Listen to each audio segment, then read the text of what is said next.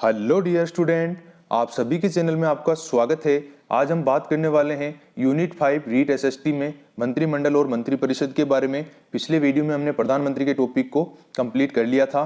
प्रधानमंत्री का एक फैक्ट आपको मैं और बता देना चाहता हूं, जो आप नोट डाउन कर लीजिएगा। ये भी पूछा जा सकता है आपसे कि किस वर्ष के बाद से प्रधानमंत्री पद के चयन के लिए न तो योग्यता मुख्य आधार रही और न ही दल की सांख्यिक स्थिति। तो आप याद रखना, 1989 के बाद से प्रधानमंत्री पद के चयन के लिए न तो योग्यता मुख्य आधार रही और न ही दल की सांख्यिक स्थिति।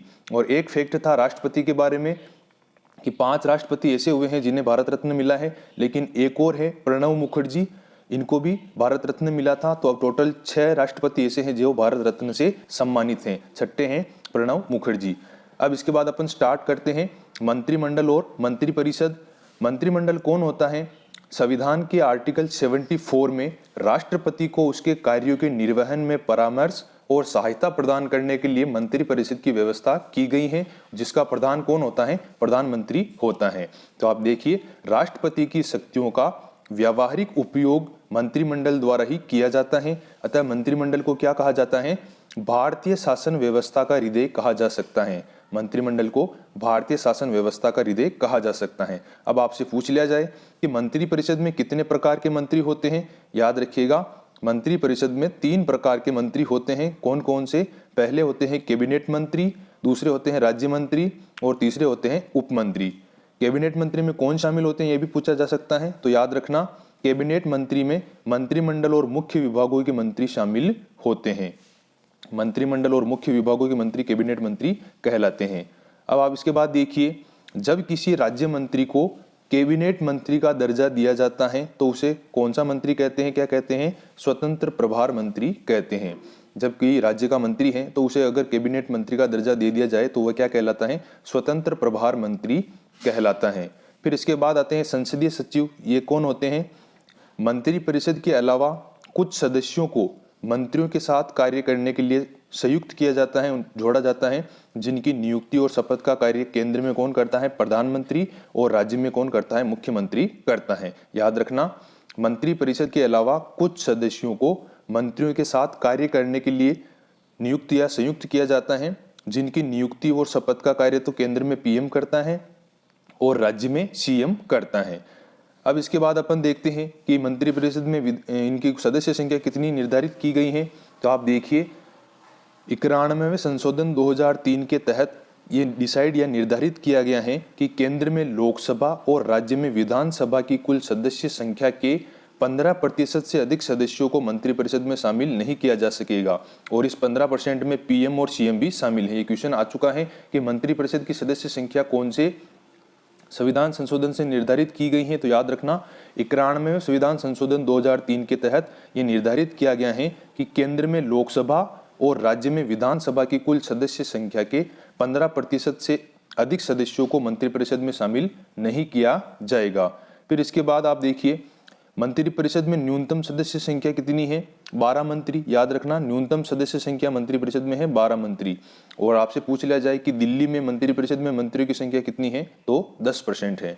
फिर इसके बाद आता है, अब देखिए, केंद्रीय मंत्रिपरिषद और राज्य मंत्रिपरिषद की तुलना करते हैं अपन। जैसे पहला भाग और अनुच्छेद है। केंद्रीय मंत्रिपरिषद कौन से भाग में है? संविधान के 5वें भाग में है। और कौन सा आर्टिकल है केंद्रीय मंत्रिपरिषद का? तो आर्टिकल 74। याद रखिएगा, केंद्रीय मंत्रिपरिषद का उल्लेख संविधान के भाग 5 में किया गया है और आर्टिकल है 74। उसी तरह राज्य मंत्रिपरिषद का उल्लेख संविधान के भाग 6 में किया गया है। और कौन से आर्टिकल में राज्य मंत्रिपरिषद का उल्लेख है? 163। 74 में केंद्रीय मंत्रिपरिषद है और राज्य मंत्रिपरिषद है अनुच्छेद 163 में। राष्ट्रपति को सहायता और सलाह देने के लिए केंद्र में एक मंत्रिपरिषद होगी, जिसका मुखिया कौन होगा? प्रधानमंत्री होगा। उसी तरह राज्य में राज्यपाल को सहायता और सलाह देने के लिए राज्य में एक मंत्रिपरिषद होगी, जिसका मुखिया कौन होगा? मुख्यमंत्री होगा।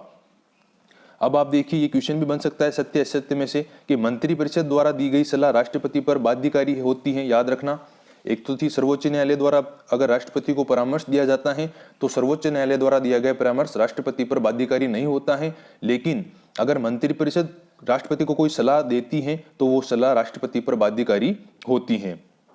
उसी तरह राज्य में भी मंत्रिपरिषद द्वारा दी गई सलाह राज्यपाल पर बाध्यकारी होती हैं।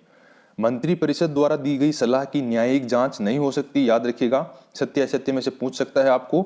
मंत्री परिषद द्वारा दी गई सलाह की न्यायिक जांच नहीं हो सकती। इसी तरह विधान में मंत्री परिषद द्वारा दी गई सलाह राज्य में भी न्यायिक जांच नहीं हो सकती हैं। फिर इसके बाद आता है मंत्री परिषद की संरचना कैसे होती है, कैसे मिलकर बनती है मंत्री परिषद। तो केंद्रीय मंत्री परिषद में मंत्री परिषद की संरचना होती है, पीएम मुखिया होता है, फिर कैबिनेट मंत्री, फिर राज्य मंत्री, फिर उप मंत्री और फिर उसके बाद संसदीय सचिव आते हैं। इसी तरह राज्य मंत्री परिषद का मुखिया होता है सीएम, फिर कैबिनेट मंत्री, राज्य मंत्री, उप मंत्री और संसदीय सचिव। पीएम भी मंत्री परिषद का ही सदस्य होता है, लेकिन उसे सभी मंत्रियों में अग्रणी माना जाता है क्योंकि ये सभी मंत्रियों में अग्रणी होता है, दल का नेता होता है। उसी तरह राज्य मंत्री परिषद में भी सीएम भी मंत्री परिषद का ही सदस्य होता है, लेकिन सभी मंत्रियों में अग्रणी होता है। पीएम समानों में प्रथम होता है केंद्र में, उसी तरह सीएम भी राज्य में समानों में प्रथम होता है। और पीएम भी कैबिनेट मंत्री होता है और सीएम भी कैबिनेट मंत्री होता है। अब आप देखिए, केंद्रीय मंत्रिपरिषद में मंत्री बनने के लिए न्यूनतम योग्यता क्या है, 25 वर्ष है। उसी तरह राज्य मंत्रिपरिषद में मंत्री बनने के लिए भी योग्यता कितनी है, 25 वर्ष। याद रखिएगा, दोनों की 25 वर्ष है मंत्री बनने के लिए न्यूनतम उम्र, केंद्रीय मंत्रिपरिषद में और राज्य मंत्रिपरिषद में। फिर इसके बाद आता है केंद्रीय मंत्रिपरिषद के मंत्रियों की नियुक्ति कौन करता है। तो अनुच्छेद 75 के तहत, केंद्र में बता रहा हूं, याद रखिएगा, केंद्रीय मंत्रिपरिषद के मंत्रियों की नियुक्ति आर्टिकल 75 के तहत राष्ट्रपति द्वारा की जाती है और बहुमत दल के नेता को पीएम के रूप में नियुक्त करता है राष्ट्रपति, और पीएम की सलाह पर अन्य मंत्रियों की नियुक्ति की जाती है। याद रखिएगा, आर्टिकल 75 के तहत राष्ट्रपति द्वारा केंद्रीय मंत्रिपरिषद में मंत्रियों की नियुक्ति की जाती है और राष्ट्रपति जो होता है वो बहुमत दल के नेता को पीएम के रूप में नियुक्त करता है और पीएम की सलाह पर बाद में अन्य मंत्रियों की नियुक्ति करता है। उसी तरह राज्य मंत्रिपरिषद में मंत्रियों की नियुक्ति अनुच्छेद 164 के तहत राज्यपाल द्वारा की जाती है आर्टिकल 164 के तहत, और राज्यपाल भी बहुमत दल के नेता को सीएम के रूप में नियुक्त करता है और सीएम की ही सलाह पर अन्य मंत्रियों की नियुक्ति करता है। तो आर्टिकल याद रखिएगा, 74 में तो मंत्रिपरिषद का प्रावधान है और मंत्रियों की नियुक्ति केंद्रीय मंत्रिपरिषद में आर्टिकल 75 के तहत की जाती है, और उसी तरह राज्य मंत्रिपरिषद का उल्लेख 163 में है और 164 के तहत राज्यपाल द्वारा मंत्रियों की नियुक्ति की जाती है। फिर इसके बाद आता है केंद्रीय मंत्रिपरिषद के मंत्रियों को शपथ कौन दिलाता है। तो आर्टिकल 75 के तहत ही राष्ट्रपति द्वारा दिलाई जाती है और राज्य मंत्रिपरिषद के मंत्रियों को शपथ आर्टिकल 164 के तहत राज्यपाल द्वारा दिलाई जाती है। अब केंद्रीय मंत्रिपरिषद के सदस्यों का कार्यकाल कितना होता है मंत्रियों का, शपथ ग्रहण से राष्ट्रपति के प्रसाद पर्यंत, जिसकी अधिकतम अवधि कितनी होती है, 5 वर्ष। उसी तरह राज्य मंत्रिपरिषद में भी कार्यकाल होता है मंत्रियों का शपथ ग्रहण से राज्यपाल के प्रसाद पर्यंत, जिसकी अवधि अधिकतम 5 वर्ष। केंद्रीय मंत्रिपरिषद के मंत्री अपना त्यागपत्र किसे देते हैं, राष्ट्रपति को देते हैं, और उसी तरह राज्य में राज्य मंत्रिपरिषद के मंत्री अपना त्यागपत्र किसे देंगे, राज्यपाल को देंगे। फिर इसके बाद आता है, ये क्वेश्चन आया हुआ है, याद रखिएगा, केंद्रीय मंत्रिपरिषद में सामूहिक उत्तरदायित्व किसके प्रति होता है मंत्रियों का। तो आर्टिकल 75(3) के अकॉर्डिंग केंद्रीय मंत्रिपरिषद में मंत्रियों का सामूहिक उत्तरदायित्व लोकसभा के प्रति होता है। याद रखिएगा, लोकसभा के प्रति तो होता है सामूहिक उत्तरदायित्व। अगर पूछ लिया जाए कि मंत्रिपरिषद में मंत्रियों का सामूहिक उत्तरदायित्व किसके प्रति होगा, तो लोकसभा के प्रति होगा। और व्यक्तिगत तौर पर पूछ लिया जाए कि व्यक्तिगत उत्तरदायित्व किसके प्रति होगा, तो वो होगा प्रधानमंत्री के प्रति। फिर इसी तरह राज्य मंत्रिपरिषद के मंत्रियों का सामूहिक उत्तरदायित्व आर्टिकल 164(2) के अकॉर्डिंग विधानसभा के प्रति सामूहिक रूप से उत्तरदायी होंगे। किसी एक मंत्री का निर्णय संपूर्ण मंत्रिपरिषद का निर्णय माना जाता है, इसलिए अगर एक मंत्री के कार्य के लिए संपूर्ण मंत्रिपरिषद ही सामूहिक रूप से उत्तरदायी होती है, और अगर किसी भी एक मंत्री के विरुद्ध अविश्वास प्रस्ताव पारित हो गया तो संपूर्ण मंत्रिपरिषद को ही उसको त्यागपत्र देना पड़ता है, आप याद रखिएगा। फिर इसके बाद आता है, अभी आपको बताया था सामूहिक उत्तरदायित्व तो केंद्रीय मंत्रिपरिषद का होता है लोकसभा के प्रति, और व्यक्तिगत रूप से पूछ लिया जाए तो माफ कीजिएगा, प्रधानमंत्री बोल गया था मैं, राष्ट्रपति के प्रति व्यक्तिगत रूप से उत्तरदायी होता है। मंत्रियों का व्यक्तिगत उत्तरदायित्व होता है राष्ट्रपति के प्रति, और राज्य मंत्रिपरिषद में मंत्रियों का व्यक्तिगत उत्तरदायित्व होता है राज्यपाल के प्रति। अब इसके बाद आता है, सदन का सदस्य बने बिना कोई मंत्री बन सकता है क्या केंद्रीय मंत्रिपरिषद में। हाँ, बन सकता है, लेकिन 6 माह के भीतर उसे संसद की सदस्यता हासिल करनी होगी, अन्यथा उसे मंत्री पद से त्यागपत्र या हटना पड़ जाएगा। उसी तरह राज्य मंत्रिपरिषद में भी सदन का सदस्य बने बिना मंत्री बनना जा सकता है, लेकिन 6 माह के भीतर भी उसे संसद की सदस्यता हासिल करनी होगी, अन्यथा मंत्री पद से हटा दिया जाएगा। यह आपका हो गया मंत्रिपरिषद का टॉपिक कंप्लीट। इसके बाद अपन पढ़ेंगे सर्वोच्च न्यायालय और उच्च न्यायालय।